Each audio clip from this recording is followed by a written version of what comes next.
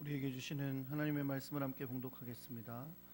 하나님 말씀 누가복음 19장 1절부터 10절까지의 말씀입니다. 신약성경 누가복음 19장 1절에서 10절.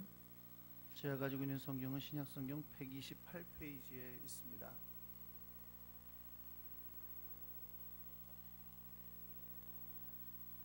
누가복음 19장 1절부터 교독합니다. 예수께서 여리고로 들어가 지나가시더라. 그가 예수께서 어떠한 사람인가 하여 보고자 하되 키가 작고 사람이 많아 할 수 없어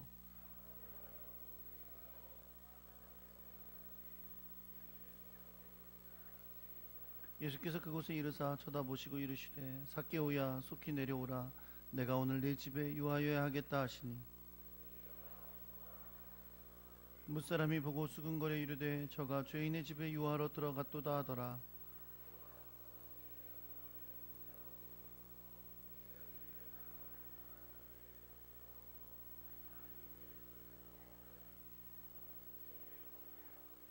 예수께서 이르시되 오늘 구원이 이 집에 이르렀으니 이 사람도 아브라함의 자손이미로다.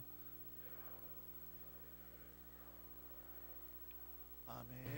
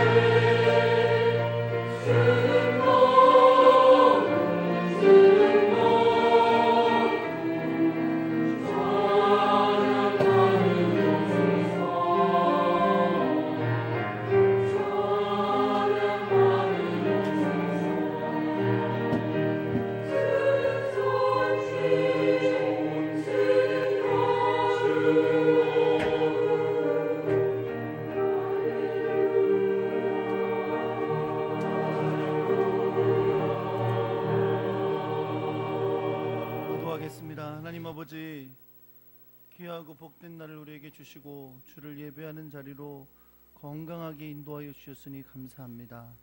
하나님, 이 시간에 우리가 마음을 다하여 주님 앞에 예배하며 또한 이 물질을 준비하여 하나님께 드렸습니다. 귀한 손길을 주님 기억해 주시고 주님께서 주실 수 있는 놀라운 은혜들로 충만케 하여 주옵소서. 하나님, 평강을 허락하여 주옵소서. 용기와 지혜를 허락하여 주옵소서. 이 세상에서 주님 안에서 승리하게 해주시고 하나님이 기뻐하신 열매 맺도록 복을 허락하여 주시옵소서. 하나님, 이 예물이 주님의 뜻을 따라 아름답게 사용되기를 소망합니다. 세상을 밝히고 어두운 곳에 하나님의 뜻을 이루며 하나님 앞에 영광 돌리는 물질이 되게 하여 주옵소서. 주님의 말씀을 듣습니다. 하늘의 지혜를 더하여 주사 깨닫게 해주시옵시고 성령님 감동하셔서 우리로 주의 뜻을 아는 복을 이 시간에도 허락하여 주옵소서. 결단케 하시고 헌신케 하여 주옵소서. 우리 주 예수 그리스도의 이름으로 기도합니다. 아멘. 할렐루야. 옆에 계신 분들하고 인사하겠습니다. 잘 오셨습니다. 사랑합니다.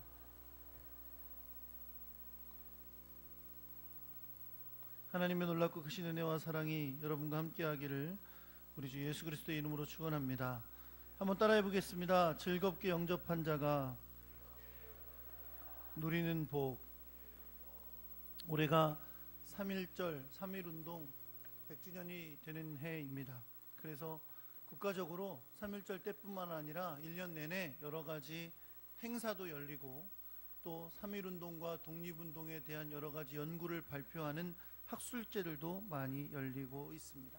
또 방송에서도 우리 독립운동과 관련된 여러 가지 프로그램들을 많이 제작해서 방영하고 있습니다.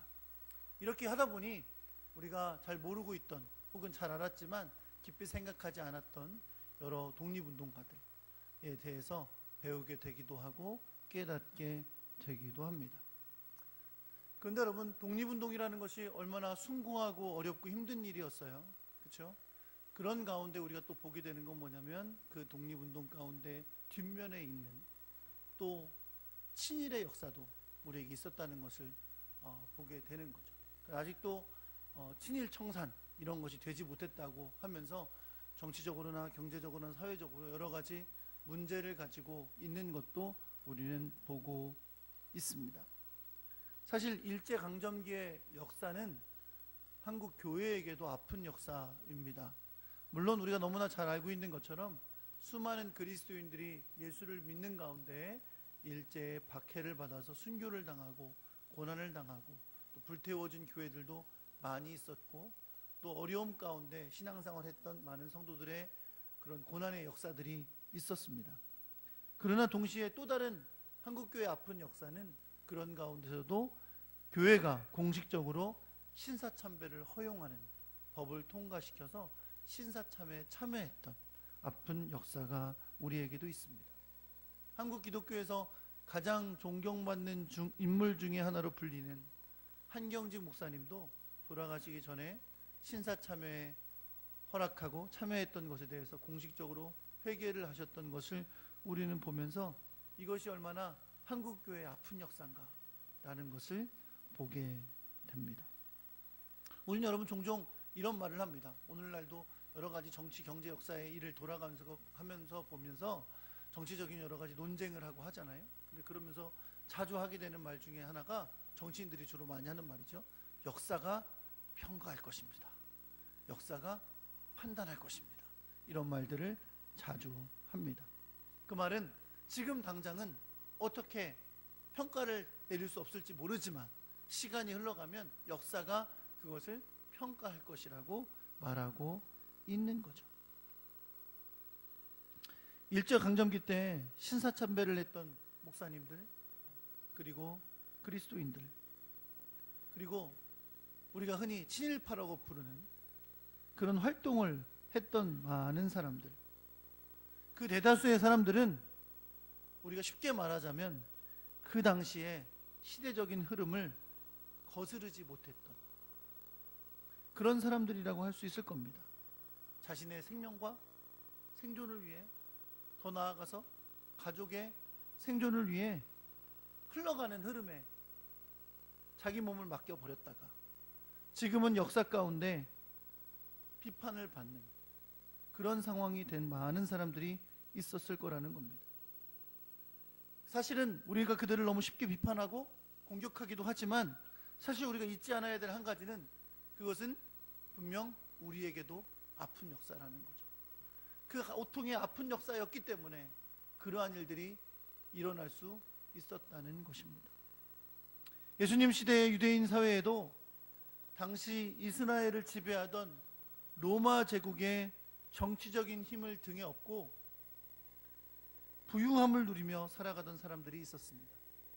물론 여러 부류의 사람들이 있었겠지만 성경에 자주 등장하는 대표적인 사람들이 바로 세리입니다. 이 세리는 로마 제국에 의해서 고용된 공무원과 같은 사람들인데 유다 백성들에게 세금을 걷어서 로마 제국에 바치고 또 자기들은 로마 제국에서 얻은 정치적인 권력을 가지고 사람들에게 과세를 해서 그 과세로 부유함을 누리며 살아가던 사람들이었습니다. 유대인 사회에서 이 세리가 미움을 받는 것은 어찌 보면 당연한 일이었습니다. 그들을 정치적으로 지배하며 괴롭히던 로마 제국의 수하에서 유익을 누리며 살아가고 있었기 때문에 사람들은 그들을 매국노라고 불렀습니다. 그리고 그 정치적인 권력을 등에 업고 불이하게 많은 부유함을 누리고 있었기 때문에 사람들은 그들을 일이라고 부르기도 하고 혹은 면허증을 가진 강도다 라고 부르기도 했습니다. 한마디로 유대인 사회에서 이 세리는 악을 행하는 아주 죄인의 대명사와 같은 사람들이었습니다. 그 성경에도 너무나 자주 죄인과 세리들 이렇게 죄인과 세리들을 같이 붙여서 유대 사회에서 가장 정죄받고 악한 사람들로 여겨지는 종류의 사람들로 분류하고 있는 것을 볼 수 있습니다. 그런데 여러분, 왜 이들은 이렇게 사람들에 의해서 매국노라고,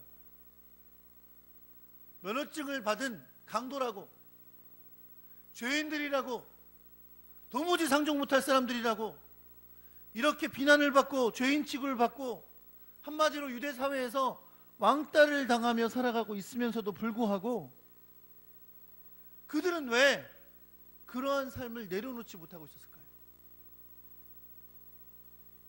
여러분, 유대 사회에서 죄인으로 취급받아서 공동체에서 소외되는 것처럼 큰 고통이 없었어요.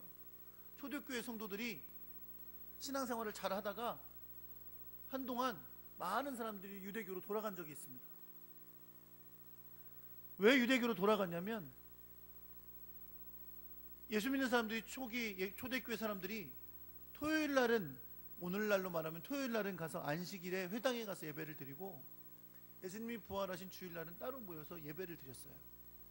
예수 믿는 사람들이. 그런데 시간이 흘러가니까 이제 많은 사람들이 예수 믿는 사람들은 유대교를 믿는 사람들과 다르다라는 걸 알게 된 거예요. 그래서 사람들을 회당에서 쫓아내기 시작했습니다. 유대교 회당에서 쫓아낸 거예요. 그랬더니 그때 수많은 사람들이 예수 그리스도를 버리고 유대교로 돌아갔어요. 어떻게 그럴 수가 있어요? 예수님이 그거밖에 안 돼요? 예수를 믿을 때 유대인 공동체에 속해 있을 때는 문제가 되지 않았어요. 그런데 예수를 믿었더니 유대인 공동체에서 쫓겨나는 거예요. 그랬더니 예수를 버리고 유대인 공동체로 돌아갔어요. 유대인들이 그런 사회예요. 그런 사회에서 살아가면서 비록 돈은 많이 벌지만 죄인 취급당하고 왕따 당하고 매국노라 그러고 면허증 가진 강도라 그러고 그렇게 비난을 받으면서도 왜 이 세리들은 그 직업을 내려놓고 사람들에게 사랑받는 사람들로 돌아가지 못했을까요? 만약 우리가 그 시대의 세리로서 살아가던 그들에게 이렇게 묻는다면, 당신들은 도대체 왜 그렇게 사람들에게 죄인 취급받고 매국노라고 미움받고 그렇게 왕따를 당하고 있음에도 불구하고 왜 그 직업을 내려놓지 못하는 겁니까? 라고 묻는다면 그들은 뭐라고 대답할까요? 여러 가지 말을 할 수 있겠죠. 그러나 분명한 건 분명 그들은 처음에 말을 시작하면서 이렇게 말할 거예요. 어쩔 수 없어요. 이제는 이 삶이 익숙해졌어요. 이 삶을 떠날 수가 없어요 라고 말할 겁니다. 사랑하는 성도 여러분, 이것은 다른 사람의 이야기가 아닙니다. 수많은 사람들이 이 죄악된 세상을 살아가면서도 그것이 죄라고 여기지도 않고 그들의 삶을 그대로 아무렇지도 않게 살아가고 있는 이유는 이미 죄악된 세상의 삶에 그들이 익숙해져 있기 때문입니다. 그 삶을 살아가는 게 어쩔 수 없는 것이기 때문입니다. 그렇게 사는 것이 너무 당연하기 때문입니다. 물론 이 세상에도 법도 있고 그것을 따르면 벌을 받게 됩니다. 범죄라고 여겨지는 거죠. 그러나 우리에게 있어서 죄는 단지 세상이 정하고 있는 죄에 한정돼서 그것에 범법될 때만 죄다라고 말할 수 없는 겁니다. 우리는 하나님의 거룩하심과 공의를 나타내는 하나님의 말씀의 기준을 두고 우리가 죄인지 아닌지를 구별하고 있는 겁니다. 그러나 우리가 여전히 세상 가운데 속하여 살아가기 때문에 너무나 많은 경우에 우리도 익숙해진 우리 삶을 핑계대면서 이렇게 말합니다. 어쩔 수 없습니다. 그것이 우리의 삶입니다. 그렇게 익숙해져서 우리는 우리의 삶을 살아가고 있다는 것입니다. 오늘 본문에 등장하는 유명한 인물 삭개오는 그렇게 익숙해져서 어쩔 수 없는 세리로서의 삶을 살아가면서 그 안에서 큰 부유함을 누리던 사람이었습니다. 그랬던 그에게 매우 특별한 날이 찾아왔습니다. 여느 때와 다름없이 그 익숙하고 부유한 삶을 살아가던 그가 예수님이 자신이 살고 있는 여리고를 통과하여 지나가신다는 소식을 듣게 됩니다.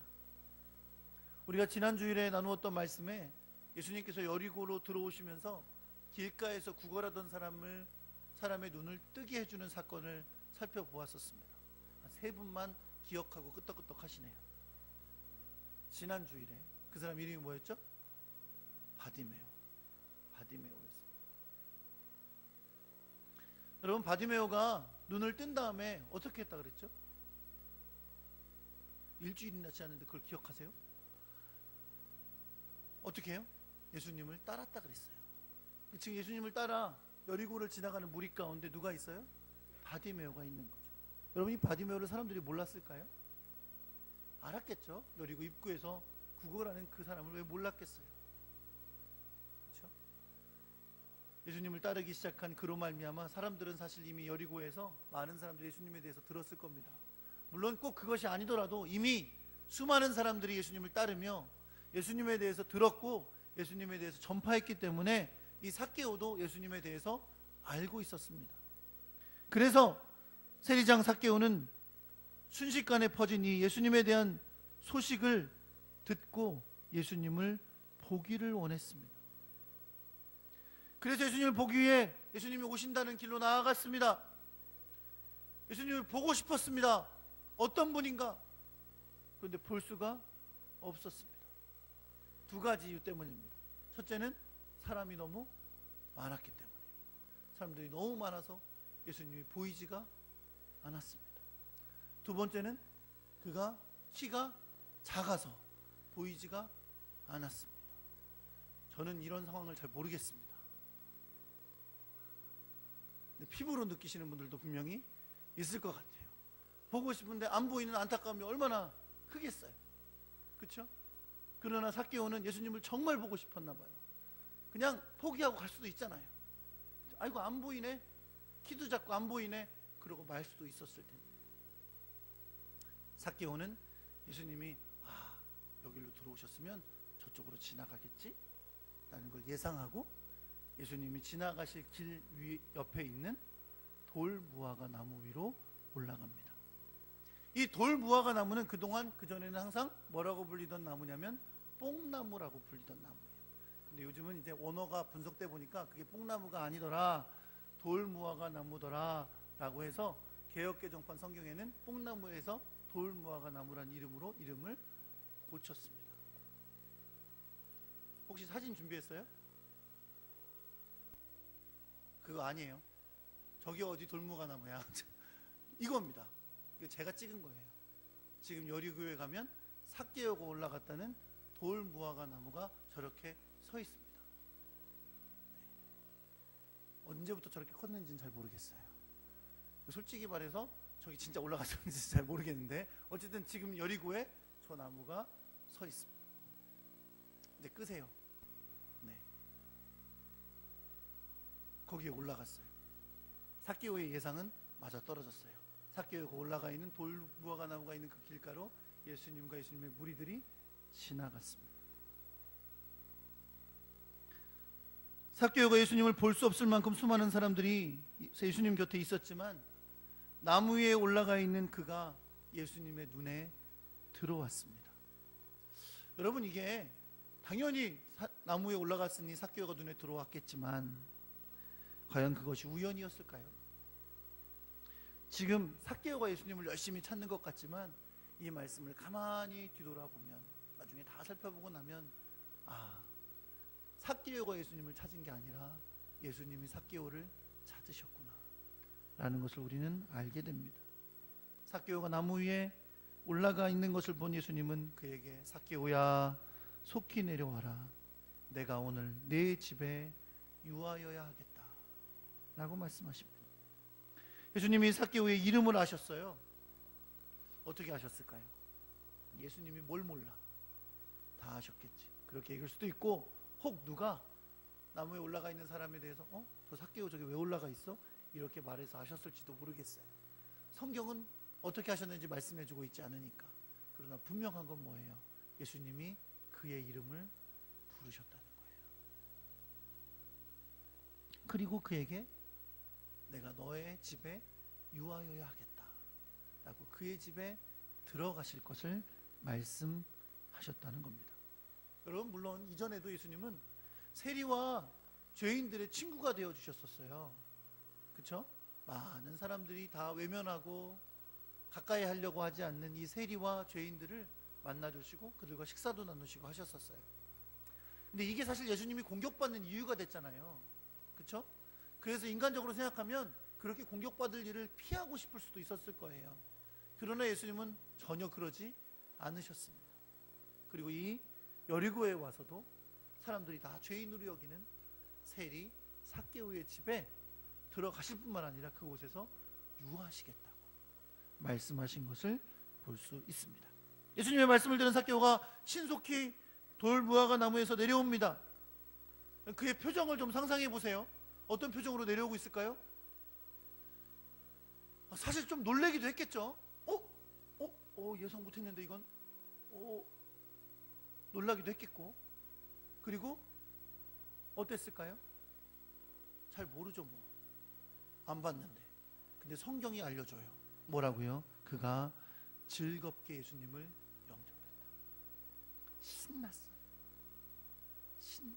예수님이 나를 알아보시고 우리의 집에서 유하시겠대. 신나게 내려옵니다. 즐거운 표정으로, 기쁜 표정으로 내려옵니다. 당연히 예수님이 삭개오의 집에 들어가신 일은 많은 사람들이 수근수근 되는 일이 됐어요. 투덜대는 일이 됐어요. 어떻게 저런 죄인의 집에 들어가실 수가 있어? 어떻게 저렇게 죄인의 집에서 하루를 유한다고 하실 수가 있어? 라고 사람들이 투덜댔어요. 그러나 삭개오에게는 이건 너무나 기쁜 일이었습니다. 예수님께서 그를 알아보시고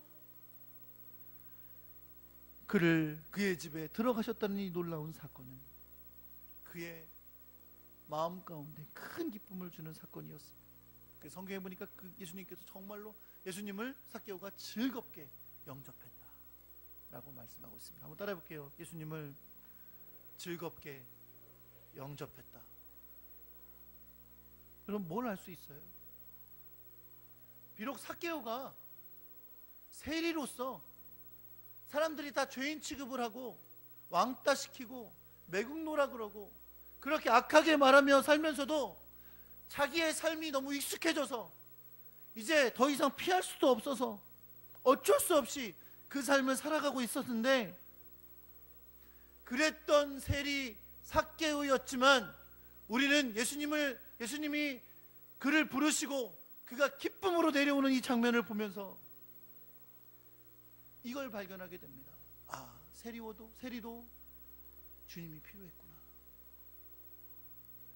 어쩔 수 없이 그 삶을 살아가고 있었지만 그도 예수 그리스도가 필요했구나. 그를 만나주고 그의 삶을 만져줄 그리스도가 필요했구나 라는 것을 알 수 있습니다. 정죄되고 정죄받고 소외받던 그의 삶에 예수님이 찾아오신 것이 그에게 얼마나 큰 기쁨이었는지 오늘 우리는 성경을 통해 보고 있습니다. 그런 그의 삶에 주님이 찾아오셔서 그를 알아봐 주시고 그의 삶에 예수님이 들어오신 겁니다. 삭개오는 그런 주님의 오심이 너무나 기뻐서 즐겁게 주님을 영접했다고 말씀하고 있습니다. 사랑하는 성도 여러분, 이 만남이 삭개오를 변화시킨 것을 믿으시기 바랍니다. 예수님과의 만남은 그를 변화시켰습니다. 너무나 익숙해서 그렇게 비난을 받아도, 공격을 받아도, 죄인 취급을 받아도, 매국노 취급을 받아도, 왕따를 받아도 변화되지 않았었는데, 익숙해져서 어쩔 수 없어서 자기 삶을 바꾸지 못했었는데, 삭개오야 내려와라, 내가 너희 집에 유하게 하겠다 라고 말씀하시며 찾아오신 예수님을 만났더니 그 익숙해졌던, 어쩔 수 없이 살아가던 그 삶이 변화가 일어난 것을 여러분 믿으시기 바랍니다. 로마 제국의 권력을 얻고 부유함을 누리던 그의 삶에 주님이 찾아오시니까 그는 사람들 앞에서 일어나서 말합니다. 주님, 내가 내 소유의 절반을 가난한 자들에게 나눠주겠습니다. 주님, 내가 가진 권력을 이용해 누군가를 속여 빼앗은 일이 있으면 구약 성경에서 율법에서 말씀하신 대로 4배나 갚겠습니다. 사랑하는 성도 여러분, 삭개오의 이러한 약속이 주변에 있는 사람들을 얼마나 놀라게 했겠어요? 누가 제일 놀랐겠어요? 누가 제일 놀랐겠어요? 삭개오 옆에 있는 분.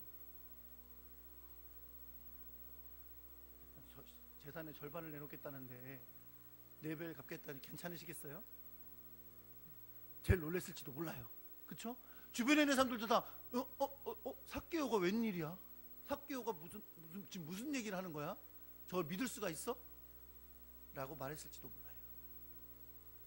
그런데 여러분, 중심을 아시는 주님께서 그렇게 약속하는 삭개오에게 뭐라고 말씀하십니까? 오늘 구원이 이 집에 이르렀느니라. 이 사람도 아브라함의 자손이미로다 라고 말합니다.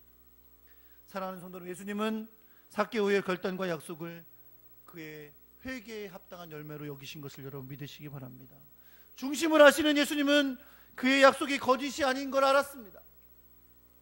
그리고 그동안 익숙해서 어쩔 수 없이 걸어왔던 그의 삶의 길을 벗어나서 이제 그의 변화된 삶을 살려고 했던 그의 결단을 주님은 진실로 하셨다는 겁니다. 그래서 그에게, 그리고 그의 가정에 구원을 선포하셨습니다. 예수님은 마치 우연과 같았지만 여리고에 오셨고 돌무화과 나무에 올라갔던 세리장 삭개오를 알아보시고 그의 집에 유하기로 하셨습니다. 마치 우연과 같았습니다. 어차피 예수님 여리고 통해 예루살렘 가실 거였고, 어떻게 우연히 지나가다 보니 앉아있는 삭개오를 본 것과 같습니다. 그러나 여러분, 주님은 10절의 말씀에서 이렇게 말씀하고 계십니다. 인자가 온 것은 잃어버린 자를 찾아 구원하려 함이로다. 예수님이 하늘의 영광을 버리고 이 땅에 오신 것도 바로 잃어버린 자를 찾아 구원하려 하심이었습니다. 그리고 여리고에 오신 것도 물론 그 길을 지나 예루살렘으로 향해 가실 거지만 예수님이 가는 그 어떤 곳도 모두 다 목적이 있습니다. 잃어버린 자를 찾아 구원하시려고, 잊지 않아야 할 사실은 예수님께서 지금 여리고를 통해 예루살렘으로 가실 건데 그 길은 예수님이 마지막으로 가시는 길이에요. 이제 예루살렘으로 가시면 고난을 당하시고 십자가에 못 박혀 죽으실 거예요. 뭘 알 수 있습니까? 오늘이 여리고를 지나가는 마지막 날이었어요. 삭개오가 예수님을 보고자 하지 않았다면, 예수님이 삭개오를 부르시지 않았다면, 예수님이 삭개오의 집에 유하시지 않았다면 삭개오는 여전히 똑같이 세금 받으며 매국노 취급받으며 왕따 되고 그러한 삶을 살아갈 수밖에 없었을 겁니다. 그러나 잃은 자를 찾아오신 주님, 잃은 자를 찾으시는 주님께서 삭개오를 만나셨고 그 예수님을 즐겁게 영접했더니 그의 삶에 놀라운 변화가 일어난 것을 여러분 믿으시기 바랍니다. 사랑하는 성도 여러분, 사람들의 들려오는 이야기에 의하면 삭개오가 나중에 예루살렘에서 베드로와 같이 일하는 사람이 됐다라고 하기도 하고, 이 삭개오가 어느 지역에 위대한 감독이 됐다라고 말하기도 합니다. 그런데 증명된 일은 아니에요. 그냥 사람들이 하는 얘기예요. 아마도 그랬겠죠. 하나님 앞에 크게 쓰임 받았겠죠. 그러나 여러분, 우리도 이 말씀을 통해 우리 자신을 돌아볼 수 있어야 될 줄 믿습니다. 여러분, 우리는 너무나 익숙하게 어쩔 수 없이 이 죄악된 흘러가는 세상을 살아갑니다. 우리도 모르게 익숙해져 있습니다. 우리도 모르게 어쩔 수 없다고 말합니다. 그렇게 사는 거니까 다. 그렇게 다 사는 거지. 그럼 어떻게 해? 라고 살아갑니다. 그저 법에 저촉되지 않아서 벌을 받지 않고 살고 있으면 다행이라고 여깁니다. 그러면서 범에 접촉돼서 벌 받고 있는 사람들을 비난합니다. 그러면서 우리는 의롭다고 여겨요. 왜? 우리는 법에 안 걸렸으니까. 왜 그렇습니까, 여러분? 우리의 죄악된 모습이 우리에게 너무 익숙하기 때문입니다. 어쩔 수 없이 그 삶을 살고 있기 때문입니다. 사랑하는 성도 여러분, 그런 자들에게 예수 그리스도가 유일한 희망인 줄 믿으시기 바랍니다. 세상에 익숙해져서 죄악의 길을 그냥 걸어가는 그들을 구원하실 분은 오로지 예수 그리스도뿐입니다. 오로지 예수 그리스도만 그들을 죄에서 구원하여 하나님 나라의 백성 되게 할 수 있습니다. 예수를 믿으며 살아가는 우리들에게도 예수 그리스도가 여전히 필요합니다. 왜요? 우리도 또 예수 믿고 살면서도 허구한 날 하는 말이 어쩔 수 없다는 거예요. 너무 익숙해져서 주님 뜻대로 살 수 없다는 거예요. 주님의 뜻이 아닌 거 알면서도 상황이 그러니 어쩔 수 없다는 거예요. 익숙해진 거예요. 어쩔 수 없는 거예요. 그게 우리의 삶인 거예요. 결국 우리에게도 필요한 것은 내 익숙한 삶을 변화시키실 예수 그리스도이십니다. 그분을 우리가 즐겁게, 삭개오처럼 즐겁게 주님을 영접하고 받아들이고 새롭게 주님과 동행하는 삶을 살아가야 될 줄 여러분 믿으시기 바랍니다. 오늘도 여러분, 주님은 우리의 마음을 두드리십니다. 우리가 비록 예수 믿고 구원받고 주님의 자녀가 되었고 우리 안에 주님 오셨지만, 주님 오늘도 우리의 삶을 두드리세요. 우리의 삶의 문을 두드리십니다. 주님이 우리의 삶에 들어오시겠다고, 내 중심에서 역사하시겠다고, 나와 더불어 사시겠다고 주님은 우리의 마음을 두드리고 계십니다. 세상에 익숙해진 우리의 삶에, 어쩔 수 없다고 핑계대며 살아가는 우리의 삶에 주님 찾아오셔서 내 마음의 문을 두드리고 계십니다. 요한계시록 3장 20절 말씀 여러분 잘 아시죠? 잘 아시는 분 세 분 계시네요. 요한계시록 3장 20절 말씀 우리가 잘 아는 말씀입니다. 볼지어다 내가 문 밖에 서서 두드리노니 누구든지 내 음성을 듣고 문을 열면 내가 그에게로 들어가 그와 더불어 먹고 그는 나와 더불어 먹으리라. 이렇게 생각하죠. 예수 안 믿는 사람들에게 좀 말씀하시는구나. 문을 두드리라. 문을 열어라. 내가 너에게 들어갈게. 그렇죠? 근데 여러분, 이 본문의 말씀은 하나님께서 요한 사도를 통해 라오디게아 교회에 주신 말씀입니다. 교회에 주신 말씀은 무슨 뜻입니까? 성도에게 주신 말씀이에요. 근데 이 라오디게아 교회는 여러분 어떤 교회였습니까? 15절과 요한계시록 3장 15절과 16절의 말씀을 제가 읽겠습니다. 내가 내 행위를 아노니 내가 차지도 아니하고 뜨겁지도 아니하도다. 내가 차든지 뜨겁든지 하기를 원하노라. 내가 이같이 미지근하여 뜨겁지도 아니하고 차지도 아니하니 내 입에서 너를 토하여 버리리라. 성도인데 차지도 않고 뜨겁지도 않은 그 성도들을 향해서 주님 오늘도 문을 두드리십니다. 볼지어다 내가 문 밖에 서서 문을 두드리노니 누구든지 내 음성을 듣고 문을 열면 내가 그에게로 들어가 그로 더불어 먹고 그는 나로 더불어 먹으리라. 주님은 우리와 더불길 원하십니다. 더불어 살길 원하십니다. 주님은 내 삶의 주인이 되길 원하십니다. 그림 보여주세요. 유명한 그림이죠. 예수님이 문 밖에 두드리는 그림. 근데 여러분, 이 그림에 굉장히 중요한 특징이 있다 그래요. 이 영국의 어느 성당에 보여있는 그림이라고 그러는데, 예수님이 문을 두드리시는 장면인데 예수님이 문을 두드리시는 문에는 문고리가 없습니다. 상징적으로 그렇게 그렸다 그래요. 저 문은 안에서만 열 수 있어요. 주님은 두드리시기만 하세요. 억지로 문 열고 들어오지 않으신다는 거죠. 여러분과 저는 이미 물론 예수 그리스도를 영접하고 주님을 나의 삶의 구주로 받아들인 자들입니다. 그러나 주님은 내 삶의 중심에 오기를 원하십니다.